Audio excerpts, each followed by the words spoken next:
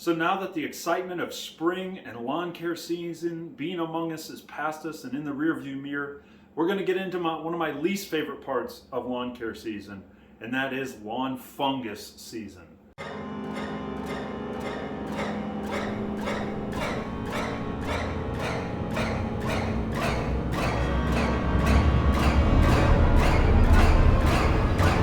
So as we approach at the end of April into May, we're going to start seeing that disease pressure and those lawn funguses creep up.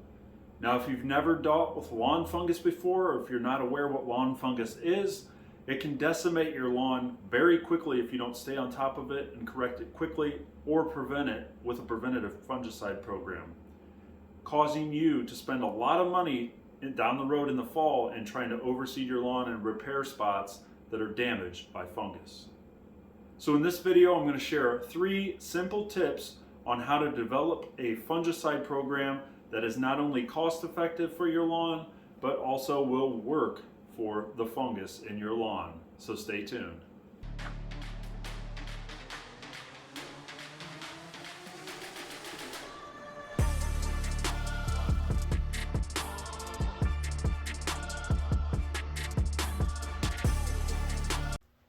So my first tip in developing a great fungicide plan for your lawn is getting a proper identification of what you're dealing with. Now there's several different types of lawn funguses depending on where you're at in the country. Some affect warm season grasses, some affect cool season grasses, some affect both. And it's very dependent on weather conditions. When we get into what they call the 150 rule, which is basically your dew point plus your air temperature, hitting that 150 or exceeding it, that's when we're going to see a lot of disease pressure. Now, typically this tends to happen in our area of Northeast Indiana. It's sometime in May through the end of August until those temperatures fall down in the fall again. Now, a couple resources you can use. I would highly recommend going through your local county extension offices. This is something you already pay for with your tax dollars, so utilize them. They do not charge for talking to them and getting some good information from turf-trained professionals. Here in Indiana, this goes through Purdue University, so every county has a university extension office. Give them a call, go visit them. They're very valuable. I use them a lot.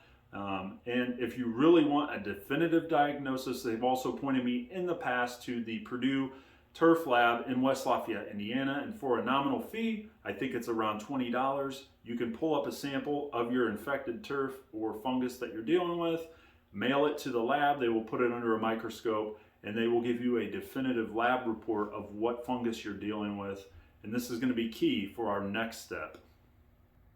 Now the next step, once you get a proper identification, is getting a recommendation on what product is going to treat your fungus the best. Now there's various fungicides on the market with various different groupings and modes of action. So knowing what you're dealing with is key in order to choose the right product that you're going to use to treat it. You don't just want to go out and buy a fungicide A from the shelf at the local store and throw it down on your lawn and hope for the best. This is going to be a waste of money, a waste of time. If you're really getting a proper identification up front, you're going to be effectively spending your money on products that are going to work for the fungus that you're treating for, which is going to cause it to cure faster if you're putting down at curative rates if you already have it, or preventing fungus in your lawn if you've dealt with that certain fungus in the past, so curing it and preventing it going forward. Now the third and final tip I would have for you in a good fungicide program is ensuring that you're properly rotating fungicide groupings to avoid resistance. Now with mine, I dealt with leaf spot last year. I typically will rotate azoxystrobin, which is a group 11 fungicide, and propiconizole, which is a group 3 fungicide. Now, without getting too technical, the groupings of the fungicides just mean that they have different modes of action.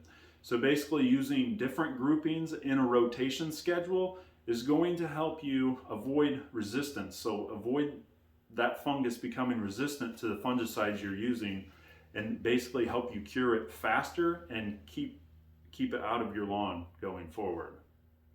Now, if you have more questions about fungicide groupings and rotation schedules, I did a great detailed video last year on the channel, which I'll link up in the corner above, that gives great information about products to use on a rotation schedule and how to properly rotate products. If you need more information on that, I won't waste your time here.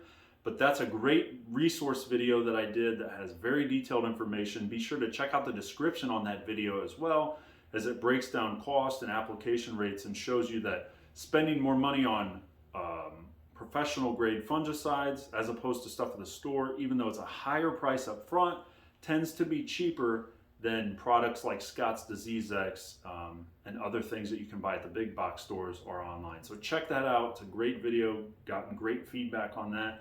And that's the strategy that I use in my own lawn and how I keep it looking great and keeping the fungus out of it. This will keep you looking nice and green going into the summer, and it's also going to help that turf stay resilient and strong when we get into the real high disease pressure time of year, the May to August here in Northeast Indiana and around the country.